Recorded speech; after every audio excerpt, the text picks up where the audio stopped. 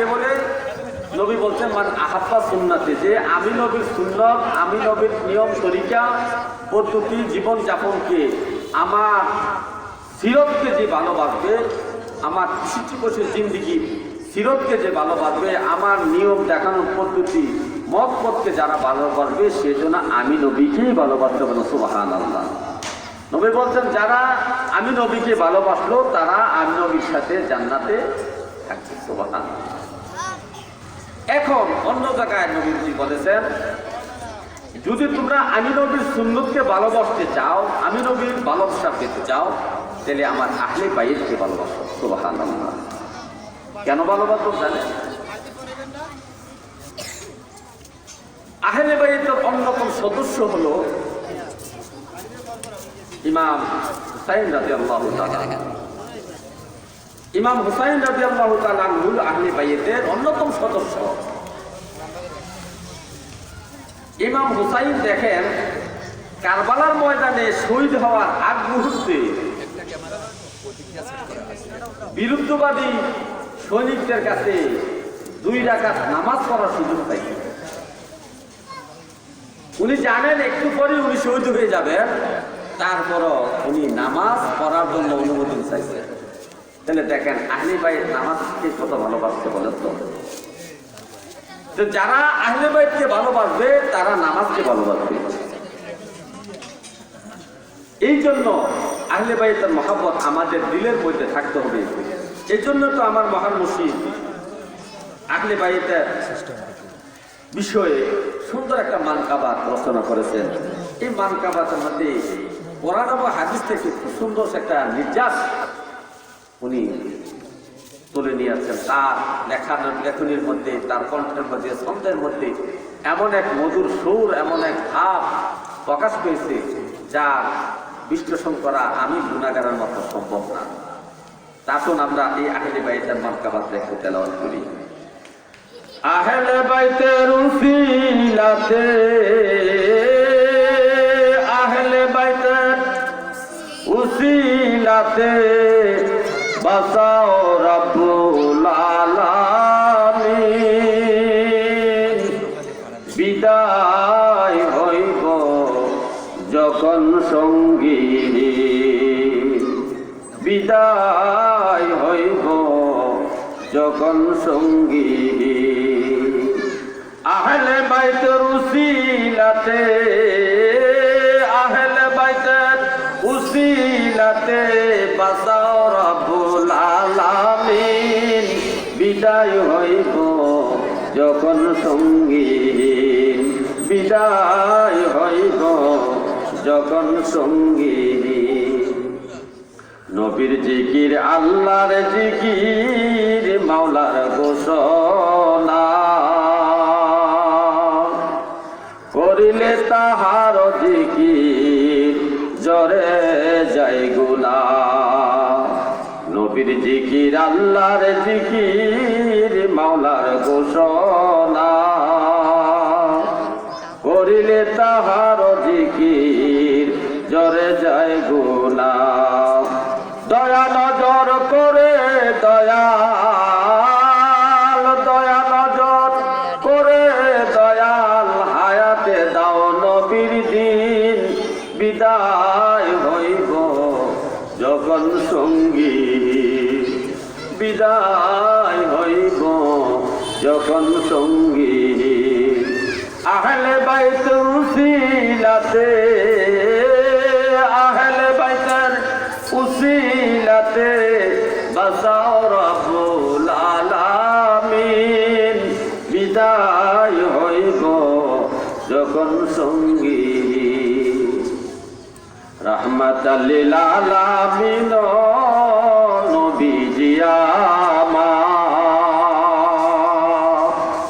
সারা সৃষ্টির অসহায়দের করিবেন উদ্ধার। রাহমাতাল লিল আলামিন নবীজি আমার, সারা সৃষ্টির অসহায়দের করিবেন উদ্ধার। ঘোর অন্ধকার কবর আমার, ঘোর অন্ধকার কবর আমার অপেক্ষায় থাকবে যেই দিন বিদায় হইব যখন সঙ্গীহীন বিদায় হইব যখন সঙ্গীহীন আহলে বাইতের উসিলাতে আহলে বাইতের উসিলাতে বাঁচাও রব্বুল আলামিন বিদায় হইব যখন সঙ্গীহীন বিদায় হইব যখন সঙ্গীহীন। ভালো লাগে মানকাবারটা? তাহলে আমরা আরো একটু বলি, বড় পাপীদের তরাইবেন হাবিব আল্লাহ, পাপের বোঝায় পৃষ্ঠ বাঁকা হইল আমার। বড় পাপীদের তরাইবেন হাবিব আল্লাহ, পাপের বোঝায় পৃষ্ঠ বাঁকা হইল আমার। ভিখারিকে দিও ভিক্ষা, ভিখারিকে দিও ভিক্ষা, যবে হিসাব হবে কঠিন বিদায় হইব যখন সঙ্গীহীন। আহলে বাইতের উসিলাতে আহলে বাইতের উসিলাতে বাঁচাও রব্বুল আলামিন বিদায় হইব যখন সঙ্গীহীন। আহলে বাইতের নৌকায় যে জন হইবে সওয়ার, কবর হাসরের বিপদ পাইবে নাইয়া। আহলে বাইতের নৌকায় যে জন হইবে সওয়ার, কবর হাসরের বিপদ পাইবে নাইয়া। স্বয়ং আল্লাহ করবেন দয়া, স্বয়ং আল্লাহ করবেন দয়া, নবীজি হবে জামিন বিদায় হইব যখন সঙ্গীহীন বিদায় হইব যখন সঙ্গীহীন। আহলে বাইতের উসিলাতে আহলে বাইতের উসিলাতে বাঁচাও রব্বুল আলামিন বিদায় হইব যখন সঙ্গীহীন বিদায় হইব যখন সঙ্গীহীন। নজরে নাজির কাছে তোমার দয়ার আশা,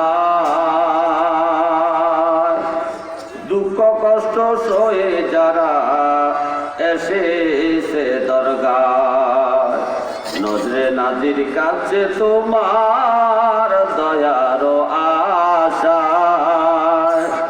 দুঃখ কষ্ট সয়ে যারা এসেছে দরগায়। মুনাজাতে পূর্ণ হাতে মুনাজাতে পূর্ণ হাতে উঠাও রব্বুল আলামিন বিদায় হইব যখন সঙ্গীহীন বিদায় হইব যখন সঙ্গীহীন। সবাই বলে মারহাবা। হে আমার ভাইও গভীর ভাবে মনোযোগ, আহলে বাইতের ভালোবাসা যাদের হৃদয়ে থাকবে তারা সোনার মানুষের পরিণত হতে পারবে। কারণ নবীজি ভালোবাসার সংজ্ঞা দিয়েছেন, আমার উম্মত আমার ভালোবাসা কি তোমরা শোনো। মান আহাব্বা সুন্নতি, যারা আমি নবীর নিয়ম পদ্ধতি আমি নবীর সুন্নতের আমলগুলা আমি নবীর দেখানো মত পথকে যারা ভালোবাসবে, ফাকাত আহাব্বানি, নবীজি বলেন সেজন্য আমি নবীকে ভালোবাসলো।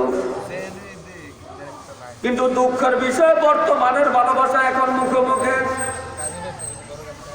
নবীকে মুখে মুখে ভালোবাসে, গানে গজলে গল্পে নাটকে বিভিন্ন কথাবার্তায় ভালোবাসে, আলাপ আলোচনায় আড্ডায় নবীকে ভালোবাসে, কিন্তু আমলের দিক একদিয়া নবীকে ভালোবাসে না। নবীজি বলছেন আমার ভালোবাসা হলো আমলের দিক দিয়া। মান আহাব্বা সুন্নতি, যে আমি নবীর সুন্নতকে ভালোবাসলো। নবীর সুন্নত হলো টুপি। টুপিকে যদি ভালোবাসতে হয় টুপি মাথায় দিতে হবে। নবীর সুন্নত, দাড়িকে যদি ভালোবাসতে হয় দাড়ি রাখতে হবে। আপনি টুপি মাথায় দিলেন না বলে আমি টুপিকে ভালোবাসি, দাড়ি রাখলেন না বলেন আমি দাড়িকে ভালোবাসি, এটা হয় না। এই ভালোবাসা আপনার দাবি কখনো সঠিক হবে না। আপনি যদি নবীর সুন্নতকে ভালোবাসেন টুপি মাথায় দিতে হবে। নবীর দাড়ি সুন্নতকে যদি আপনি ভালোবাসেন দাড়ি রাখতে হবে। টুপি মাথায় এবং দাড়ি রাখার পরে আপনার মধ্যে নবীর ভালোবাসার চিহ্ন প্রকাশ পাবে। নবীজি বলছেন যারা আমি নবীর সুন্নতকে ভালোবাসলো, আমি নবীর আমল আখলাককে যারা ভালোবাসলো, আমি নবীর দেখানো মহব্বতকে যারা বাসলো, ফাঁকা আহ্বানি, সেজন্য অতি নিকটে আমি নবীকে ভালোবাসলে যেন আমি নবীকে সে ভালোবাসলো। আর আমি নবীকে যারা ভালোবাসবে, আমি নবীকে যে ভালোবাসবে সে আমার সাথে জান্নাতের মধ্যে বসবাস করবে।